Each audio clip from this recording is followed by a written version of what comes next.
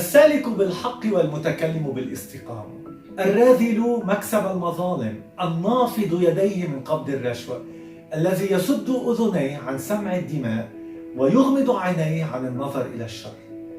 إذا أمعنا النظر بكلمات هالآية بنشوف إنها ما عم تتكلم عن شخص عادي، بل عن شخص في مواصفات أكثر من عادي. فبالتالي هذا الشخص عنده مواصفات روحية كثير عالية تتمتع بإيجابية مطلقة أمام كل الظروف.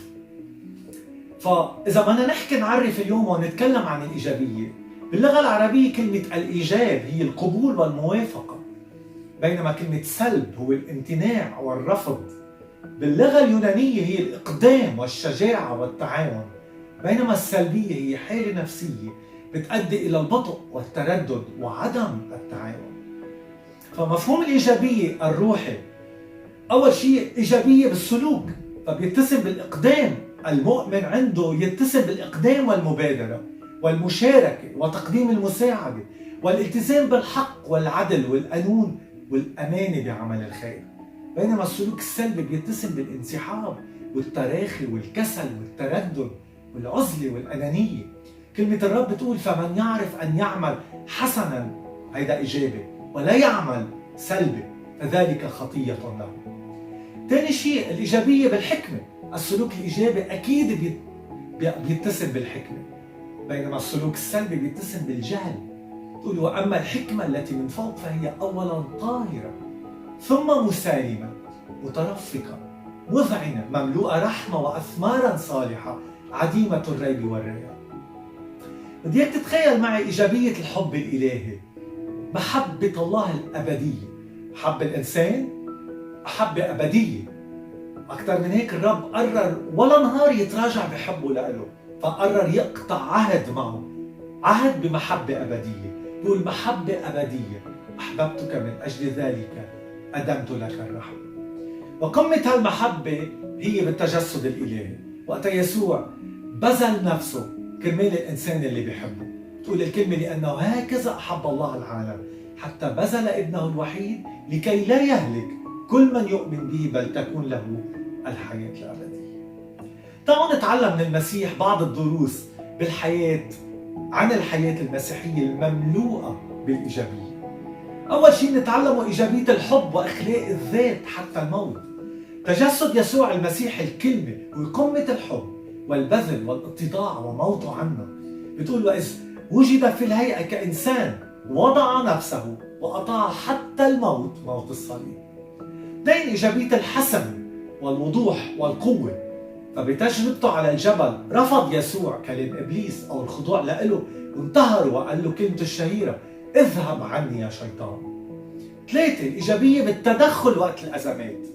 بعرس قانا الجليل وقتها خلصت الخمر وشعر بمأزق صاحب العرس، فتدخل يسوع بالوقت المناسب يصنع معجزة ويحول الماء إلى خمر. أربعة الإيجابية الانتماء والغيرة الروحية. وقت دخل يسوع الهيكل وشاف باعت والصيارفة شو عم بيعملوا بقدسية المكان، فطردهم وقال لهم مكتوب بيتي بيت الصلاة يدعى وأنتم جعلتموه مغارة لصوص. خمسة الإيجابية المسيحية بتفتح لك مجالات عديدة، فالمؤمن لازم يتمتع بكلام إيجابي. فالكلام الإيجابي هو كلام الخير اللي بيبني اللي بيشجع، كلام الحكمة والمعرفة، كلام بيصرف الغضب، بينما الكلام السلبي هو كلام الشر اللي بيهدم اللي بيحبط بيؤدي للتذمر والمذمة، كلام بيثير الخصومات. وقول الرب لأنك بكلامك تتبرر وبكلامك تدان. والمؤمن بيتمتع بالسمع الإيجابي. السمع الإيجابي هو سمع لكلام كلمة الله ولكلام المعرفة والحكمة والكلام البناء، بينما السمع السلبي هو اللي بيسمع كلام وأحاديث العالم، الإدانة والتذمر. بيقول سفر الأمثال وجه قلبك إلى الأدب وأذنيك إلى كلمات المعرفة. المؤمن بيتمتع بنظر إيجابي. النظر الإيجابي هو نظرات محبة ورحمة ونظرات تعفف ما فيها خبثنة، بسيطة بدون أي تعالي، بينما النظر السلبي هو نظرات شريرة شهوانية فيها حسد، فيها طمع، فيها تكبر. السالك بالحق والمتكلم بالاستقامة يغمض عينيه عن النظر إلى الشر. حبك بيصير إيجابي، لأن الله بيكافئ الإنسان على أعماله الصالحة بقدر ما يكون الدافع هو المحبة حتى الأعداء. بيقول الرب: أما أنا فأقول لكم حبوا أعداءكم، باركوا لاعنيكم، أحسنوا إلى مبغضيكم، وصلوا لأجل الذين يسيئون إليكم ويطردونكم. بيصير عندك سلام، إيجابية السلام، السلام الكامل، السلام مع الله، السلام مع نفسك، والسلام مع الناس. طوبى لصانعي السلام لأنهم أبناء الله يدعون. إيجابية بالعطاء، فباستخدام كل العطايا اللي منحنا لنا الله تساعد الآخرين. بقول: أعطوا تعطوا كيلا جيدا ملبدا فائضا مهزوزا يعطون في أحضانكم، لأنه بنفس الكيل الذي به تكلون يكال لكم. آخر شيء إيجابية الخدمة، ليكن كل واحد بحسب ما أخذ، بقول بطرس، موهبة يخدم بها بعضكم بعضا كوكلاء صالحين على نعمة الله المتنوعة. عزيزي، الإيجابية بالمسيحية مش أمر نفسي تشعر فيه أو بتحب تتعلمه من الحياة.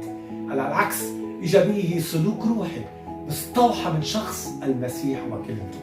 إنه تكون إنسان هني حسن السيرة، ما بتأذي حدا، ما بتتكلم عن حدا بالسوء. فكل هيدي منا أمور تصنف بالإيجابية المسيحية.